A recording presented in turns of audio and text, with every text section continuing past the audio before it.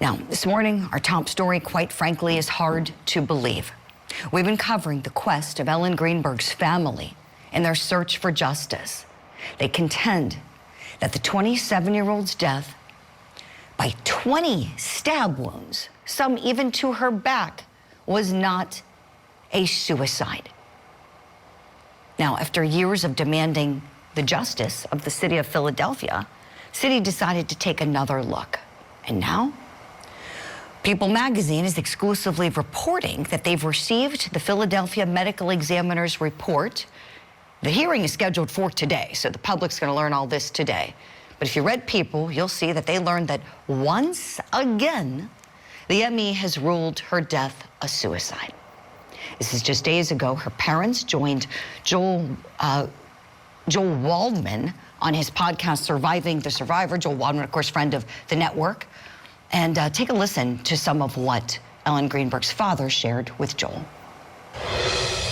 Oh, I'm not optimistic. No. I think the city's going to sit on this and do nothing if they can. I think there's going to really have to prod them and threaten them to do anything. Because if I was the city, I would just sit on this and do nothing because they are afraid of being sued. That's what this is all about from the city's viewpoint. If they give in to us, they're afraid they're going to get sued by others who have similar problems like us. So to me, if I was the city, I would just sit and keep my mouth shut and say no comment. Court TV did reach out to the medical examiner's office, but they have not gotten back to us at this point in time. Later today, the Greenberg family and the city of Philadelphia are scheduled to go before the court. This is in Philadelphia Common Pleas Court. The judge is Linda Carpenter. They're expected to appear today for a hearing. And I suppose we find out what's next, if anything, after this. So what many of us want to know is how in the world did this medical examiner come to this conclusion again? Let's bring in our guests. Former homicide prosecutor who reinvestigated the case, Guy D'Andrea, is with us. So is board-certified forensic pathologist Dr. Priya Banerjee, and private investigator, also retired member of our military and the NYPD, Manuel Gomez. Great to have you all here on this one. Guy, let me start with you here, please. As you are one of those people that arguably knows this case better than everybody. You've poured through the file. You've spoke to the Greenberg family time and time again. What's your reaction this morning, Guy? Julie, it's absolutely sickening, especially when you dive into the rationale that was used to maintain this as a suicide. So they go back to the same talking points. The door was latched. There was no defensive wounds. Neither of that is true in the sense that the latch, which you know, can be done or undone from the outside, and the way that it was damaged proves that no one breached that door, meaning whatever the story was about how the fiance entered cannot be true, physically speaking. There were defensive wounds on her wrist. The medical examiner said no overturned items. That's not true. There were.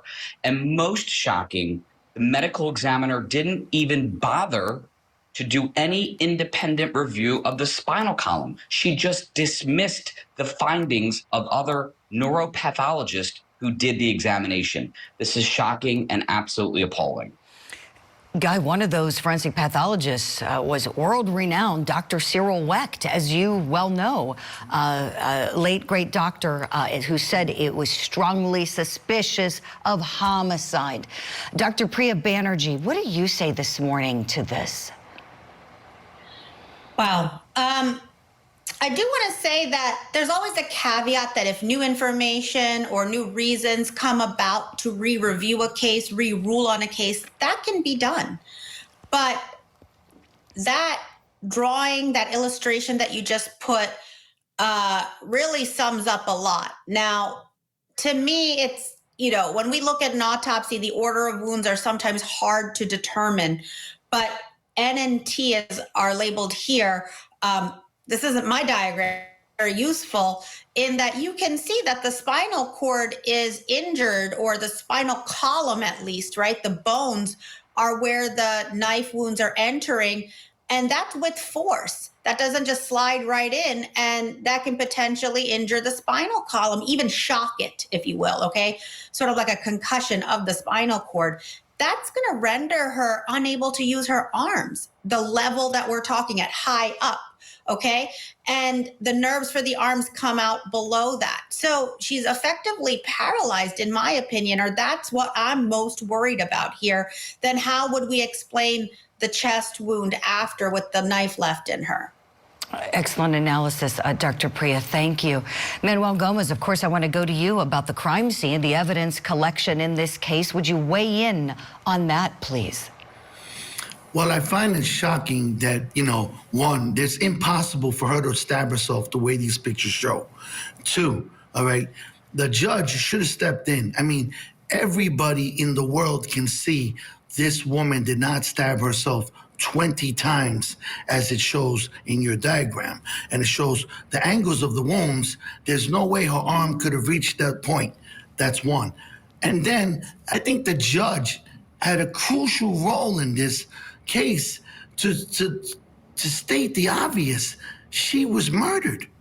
How do you consider this a suspicious death? There's no way. This was a clear-cut murder, and this is one of the things that I'm talking about, that judges are not stepping up to the plate and doing what they need to do, and that we need to have some type of independent agency that can turn around and remove judges from the bench who don't proper act in the way the law is supposed to be. This case is an abomination to what justice is. This family is being robbed. She was murdered.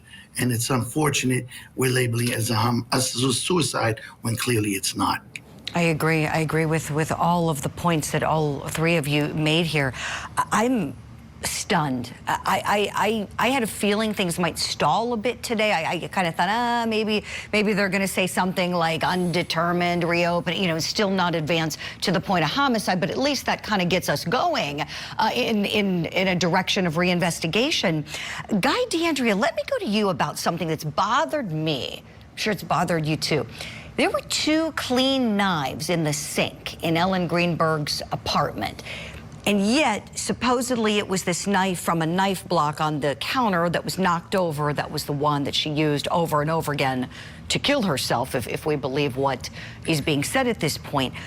There is a finding from this second medical examiner, as with the first, where they said, oh, the fiance's DNA was not on the knife that was used to kill herself. My question is, how do we know that it was that knife in her hand? How do we know that one of those clean knives wasn't actually the one used and there was a swapping, maybe? I don't know. Would you weigh in, Guy?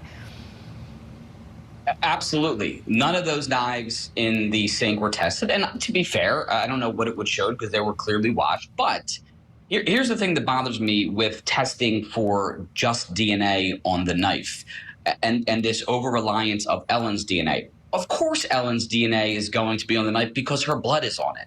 Now, we all know that if you don't have an injury and you're holding the handle of a knife, the odds of leaving your DNA, it can happen, but it is very, very low. I think the society generally thinks if you touch something, there's going to be DNA. That's just not true. Better analysis would have been a combination of a DNA testing as well as fingerprints, right? And that still may not have shown anything because all he would have had to have done, or anyone who did this would have had to have done, would be wipe off the knife. And so that over-reliance is of no moment to me, and it's obviously of no surprise that her DNA is on the knife because it is her DNA on the knife in the sense that it's her blood. Guy, thank you for that. That's really, really insightful. Dr. Priya, let me go to you next, please. Something that I learned from Dr. Wecht is how forensic pathologists like yourself will correlate, findings that police gather at the scene with the findings at autopsy. And here we know one of the facts that is clearly in dispute now is whether she was actually locked in there by herself. I'm curious if someone brought you that fact and said she was alone without a doubt, how much does that influence your opinion on a case like this where we're seeing stab wounds to the back of her neck and the back of her head? So I think we've talked before that I've had multiple cases where it is numerous stab wounds that are self-inflicted, okay? But I always start suspicious, if you will, right? And then you have to prove that it's not a homicide. And there is a category, as you mentioned, manner of death, called undetermined, right? Which is things aren't adding up completely. And I think despite the fact that she would be alone, let's assume that, and they're showing the door hinge there, I think I would have a hard time stomaching suicide as was initially and then now ruled again. I think, you have to go with some common sense too, that, could it be I don't know the intricacies of locks and hinges. I just know the medicine and the angles, as my colleagues have said, the depths. I think it's just weird. And I would go at least undetermined, even if the investigation told me no way, no how. That's just my professional opinion. Really appreciate that, Dr. Priya. Sam Goldberg, Ellen Greenberg's fiance, gave this statement to CNN saying, quote, "When Ellen took her own life, it left me bewildered. She was a wonderful and kind person who had everything to live for. In the years that have passed, I've had to endure the pathetic and despicable attempts to desecrate my reputation by creating a narrative that embraces lies, distortions, and falsehoods." Again, not a suspect, never been a suspect, not charged. Want to be very clear on that. Manuel Gomez, if you could interview this gentleman, though, let's say he would cooperate and do an interview with you, what would you ask him? I'm sorry, I didn't hear that last part again. Oh, what would you ask Ellen Greenberg's fiance if you could speak to him?